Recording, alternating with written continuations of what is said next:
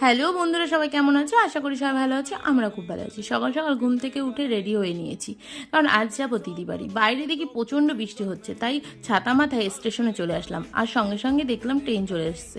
আমি আর বোনু গল্প করতে করতে বাড়ির দিকে রওনা দিয়েছি, কারণ কালকে বিশ্বকর্মা পুজো। তাই আগের দিন আমরা চলে গেছিলাম দিদি বাড়ি। কারখানার সমস্ত দাদাদের কালকে খাওয়াবে, তার জন্য আমরা চলে গেছি। গিয়ে দেখি মা রান্না বসিয়ে দিয়েছে, কিন্তু বর বললো আমি মাংসটা রান্না করব। তাই ও রান্না করতে শুরু করলো। তারপরে দেখি ওখান থেকে মাছ যাচ্ছিলো দিদিদের বাড়ির সামনের রাস্তা দিয়ে, তাই মাছ ধরছিলাম।